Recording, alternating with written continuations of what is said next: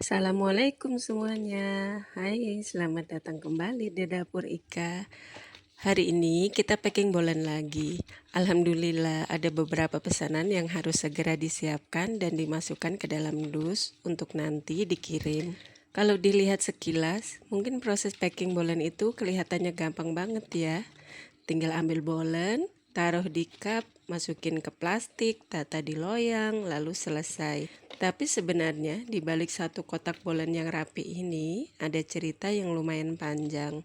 Sambil tangan aku sibuk packing satu persatu kue ini, aku mau ajak kalian semua cerita sedikit tentang bagaimana dunia bolen dari sudut pandang aku.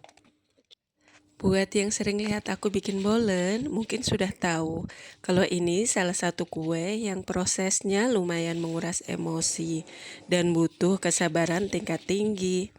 Apalagi kalau kita ingin hasil kulit pastry-nya itu berlapis sempurna, renyah di luar tapi tetap lembut di dalam. Dulu, waktu awal belajar, aku pikir bikin bolen itu simple. Tinggal bikin adonan terigu, kasih isian pisang coklat, dilipat, lalu masuk oven.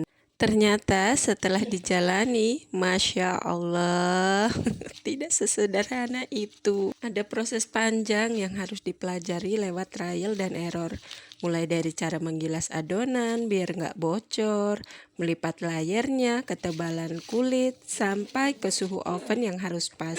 Sedikit saja ada detail yang kurang pas, hasil akhirnya bisa langsung berbeda jauh loh. Kadang kulitnya kurang berlapis, kadang coklatnya bocor waktu dipanggang, atau bentuknya meleot pas keluar oven.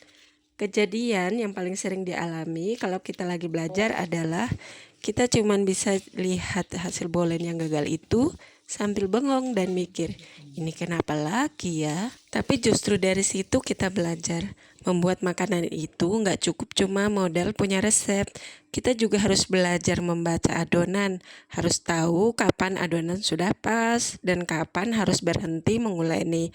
Lama-lama tangan kita seperti punya memorinya sendiri. Kalau sudah masuk ke tahap packing seperti ini, rasanya capek seharian di depan adonan langsung terbayar lunas. Ada kepuasan tersendiri melihat bahan-bahan mentah tadi sekarang sudah jadi kue yang wangi, tertata rapi di dalam kemasan, dan siap dikirim ke pelanggan. Sebagai pelaku usaha rumahan, kita harus pintar-pintar menghitung kapasitas tenaga kita sendiri. Karena yang namanya usaha rumahan dari awal sampai akhir ya kita-kita lagi yang kerjain. Bikin adonan, menyiapkan isian, memanggang, proses masukin ke cup dan dus seperti ini sampai bersih-bersih dapur dan balas chat pelanggan. Semuanya dikerjakan sendiri. Jadi kalau ada yang bilang, enak ya, kan cuma bikin makanan santai di rumah. Kenyataannya tidak semudah itu. Di balik satu dus produk yang rapi, ada puluhan jam kerja keras yang mungkin tidak terlihat di kamera. Belum lagi tantangan soal harga. Kadang ada yang menilai bolen kan isinya cuma tepung, pisang, dan coklat aja. Kok harganya segini? Padahal ada variabel lain seperti tenaga, waktu, biaya listrik, gas, kemasan dus yang layak, hingga risiko adonan gagal yang harus dihitung. Namanya juga manusia yang lagi produksi, pasti dong pernah ketemu hari di mana kita pernah gagal. Tapi gagal hari ini bukan berarti kita harus berhenti. Istirahat sejenak, kemudian kita bangkit lagi untuk evaluasi apa yang salah. Mungkin begitu juga dengan kehidupan kali ya. Kadang kita merasa sudah berusaha sebaik mungkin, tapi hasil akhirnya belum sesuai keinginan. Bukan berarti kita harus berhenti total. Mungkin kita hanya perlu belajar sedikit lagi, memperbaiki detail yang kurang, kemudian mencoba lagi dengan mental yang lebih kuat. Alhamdulillah, proses packing hari ini akhirnya selesai dengan lancar. Terima kasih banyak ya sudah temani aku packing bolen hari ini.